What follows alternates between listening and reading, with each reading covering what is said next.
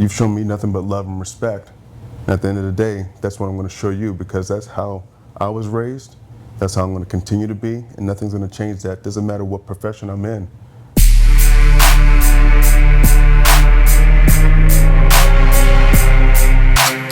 Name's William Robinson. That's William Robinson. I work with the Sacramento County Sheriff's Office. I've been there for about approximately 8 years now. Okay, cool. How long have you known Joe? I've actually known Joe for approximately 6 years, man. I met him in 2017, officially in 2017. I'd seen him around before at 24 Hour Fitness in Midtown. He was a trainer there for a little minute, and then met him 2017 at a bodybuilding competition. Okay, cool. Were you training? Were you in the competition? I was in the competition, and he's also was a competitor there. I saw him during like the little orientation or the little thing prior to getting on stage, the check-ins. Yep, check-ins. And I somewhat saw his physique, and I was like, oh man, damn, this guy's gonna be somebody like a formidable opponent up on stage. And the fast forward, get to the competition day, and he sees me posing in the back, trying to like sit on my legs and trying to like really get my my mandatories together, because we had these mandatory poses for bodybuilding. And he saw that I was somewhat struggling with certain poses, and again, I'm competing against this guy, and he comes over and he helps me out with my poses. He goes, hey, if you do it this way, it makes your quads pop a little bit more, and you should do this. I'm like, this guy's helping me out, and I was like, okay, cool.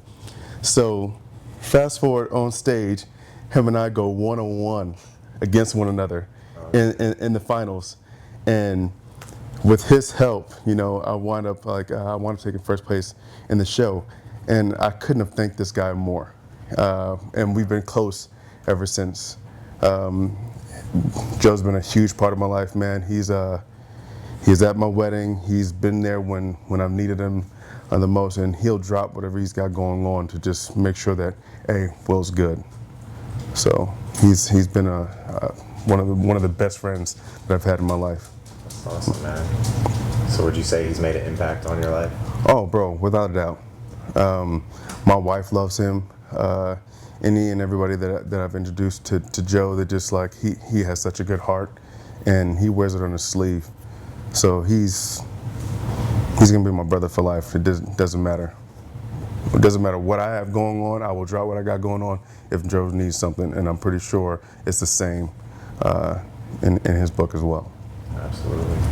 I just want to say something. So I didn't help him win the show. He already had a fantastic physique. I just wanted him to present his best package. And if I was going to lose, I wanted to lose to somebody that was better than me. Bro. And you know, at the end of the day, he was better than me. You should have saw the package this guy brought in, man. I'm just saying, his glutes and his hamstrings, I was like, damn, I don't have that. So for him to help me out with my poses and sit on my legs a little bit more, which I always have problems with in bodybuilding, like he helped me out tremendously. So if I didn't have that, he would have definitely taken it. Yeah. And then my last show, he helped me with my routine. In April at the Fresno Classic. So I took first in that, but he helped me in my routine. Okay. So he's a phenomenal dancer. Dude, he chose a bomb ass song just to begin with, so it was easy to work with him, and he took what I showed him and made it his own. I was like, and I saw his performance at the show, even though I wasn't able to make it. I saw it and I was like, dude, this dude is the shit. That's dope. Well, he has a dance background. I like to dance. I got rhythm. I mean, you know, Carla has a dance background, but it's different when you have an authentic, taught dance background. Like I didn't know how to count like to beats. I didn't know anything about that. And then Andrea taught me about that, and I was like, oh yeah, I guess that makes sense. That's why he looks so flawless up there, because his body moves with the music. You know, there's a beat, there's a movement, there's a beat, there's an elbow, there's a beat, there's a glute. Oh, so it's a huge difference between actually performing to the song than a song playing just in the background and then you shuffling and doing your own thing. It's a huge difference. At the end of the day, he didn't focus on the counts. He focused on feeling the music, which is what I wanted him to do. So it's like the words to the song. And that's what I normally do when I choreograph anything. I have to feel the words out to the song. It's like, okay, that's gonna dictate what my next movement is. And when he like opened himself up to the song, that's when his movements just flowed. It was just clean. That's dope. You try to get different muscles to fire while you're doing that, or what? Or are you just doing a routine? Yeah, for the most part, like, because in bodybuilding, when you're doing your routine, you don't want it to be all stiff, but you want to make sure when you hit a certain pose, people can see the different muscles that's being activated in these movements. And so I wanted him to be as full out as possible. And so whenever he strikes a pose, like, oh my God, if he's showing off his bicep, they can see every single part of that bicep. If he's showing tricep, they can see every single part of that. They can see how his deltoids, like, they transition into a pose where they're rotated forward or they're rotated back, or it's just different. But he was able to hit every single thing, and it made his body just pop. It was freaking phenomenal. That's sick, man. Anything else you want to say about this guy? Dude, I love Joe, man. There's nothing that I wouldn't do for Joe if he wound up hitting me up. If he needed me yesterday, I'll be there. You know, you rarely ever find like real good heart people who you consider a friend. Like, I can count my friends on one hand. People who will absolutely be there when I need them. And Joe's one of those people. He's probably number one in that book. Everybody else is probably from the military or somebody that I might have on the agency with me, but this is hands down one of the best guys I know. For sure, man. That's cool. I have a question because it came up before. For many years, I was reluctant to talk about my background. I don't know if you remember when I told you where we're at. And, how is it that you can overlook that? Because we're all human at the end of the day. We all have a history. We all got a past. But in your profession, I imagine you come across a lot of bad people, a lot of people that are doing a lot of bad things. How do you overcome? You can see my hesitancy for not wanting people to know about my background. But how do you distinguish between, you know what, that's somebody's past, that's not who they are now, as opposed to, like with certain careers, like I can't get into certain careers because that's always going to be a stigma. Like, unfortunately, I did what I did, and you're forever going to be shunned on that. But why are you so different? Because you are, like, you're in law enforcement, but that's not who you are. That you're a different. So how do you go from being that as a profession to understanding that, hey, this is my profession, this isn't something that I'm going to bleed into and absolve to the point where now I'm just going to start shunning everybody that's not in this profession or that breaks the law to some extent? Well, This is the thing. I'm not oblivious to people's circumstances. First and foremost, I'm not perfect. There's been things that I've done in my past that I wasn't proud of, but luckily I was able to bounce back from certain things to land me where I'm at today. But what you showed me back in 2017 was no indication of, oh, I did this in my past. What you showed me right there was that you're a genuine person and you're willing to be there, and you've always been there since 2017 and on. So if you ask me if I'm willing to look past somebody's past, that past had nothing to do with me. The past had everything to do with whatever circumstances you had going on. And who am I to judge on what I know nothing about and why you ended up where you were? Where you were back then is not where you are today.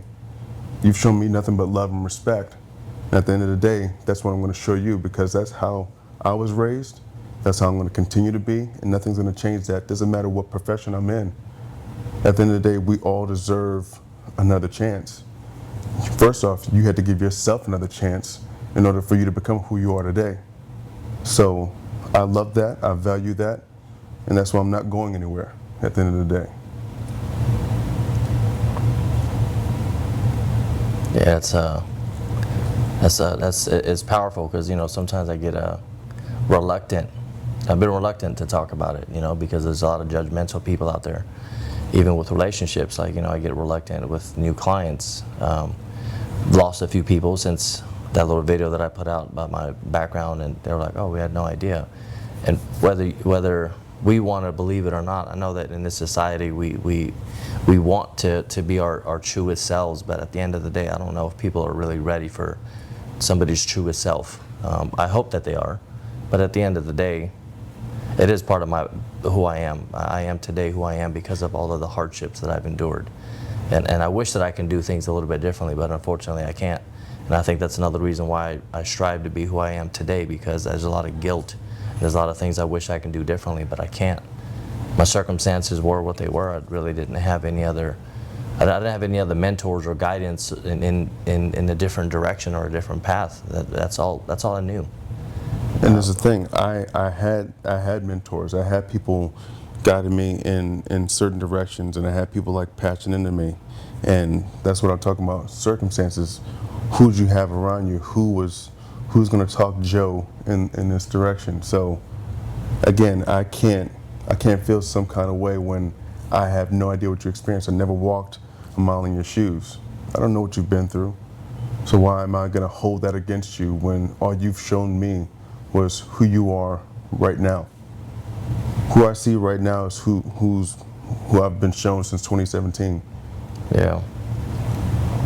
I was reluctant to go to Jim Barnes's his campaign when they were because his wife was my client. We still talk, and I was like, man, she invited me to it, and I was so reluctant to go because I didn't want somebody to see me there and use that as like a smear campaign. I mean, my mind just it went there, you know, because he was going against Jim Cooper, and me and Jim Cooper had, you know, run-ins when I was when I was a kid.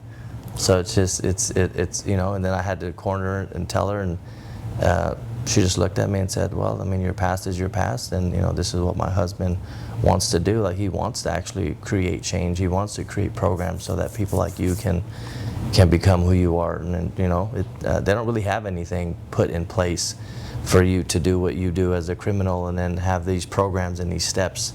So I figured out on my own. But I was reluctant to tell her, but I couldn't just show up without telling her because anything could happen. Just like when with this thing, with this DUI thing, you know, getting my license suspended it's shitty, it's messed up, but I was concerned with not being able to help people. I remember right after court, I called in, we started videoing, and you know, my biggest concern was I couldn't help people. It's just a huge transition between where I was and who I am now. So I do value your friendship more than you know. It's extremely important to me that I show up for the people that I claim that are important to me. I feel in today it's really easy to talk a really, really good game, but then when you really need somebody, like with the move, I showed up hobbling around with the blown test tube. He did. I was like, bro, you want to lift what? Yeah, Like, I mean, no, I told him man. that I wanted to help, and I was in so much pain, like towards the end. I mean, I was in pain for months. You know, that's when I blew my groin, but he needed my help, and I was here to help to the best of my ability. Dude, if you wouldn't have shown, I would would have understood. I was like, this, no, bro, he's got a blown testicle. You can't do that. To me, yes is yes and no is no. That's just the bottom line. Unless. So you're saying I should have told you no? Don't show. No, no. I would have shown because you asked for my help. But it's important, you know, that you show up for the people. If it's one thing that stands out to me, I'm gonna show up. I mean, I don't know how many people you filmed already, but every single I'm gonna show up. I don't care who you. I'm gonna show up for you. And that's the biggest thing with you, man. You always show up. And there's some people who haven't had the past that you've had, and they don't show up. It's like, you show up. That's the biggest thing for me, man. That's like, you can't choose your family, but you can choose your friends. And I choose people who always show up for me, because the people who show up for me are the people I'm going to show up for. Yeah. I have a lot of family they don't show up for me. I'm just like, okay, cool. Show up when they need something. Yeah. But They call you when they need something, but you know. you're the convenient family member or the convenient friend. It's like, no, I don't need those in my life. I need people who gonna be there. Yeah, there's a lot of that going around. So, Well, I appreciate your time. Thank you. most of that, bro.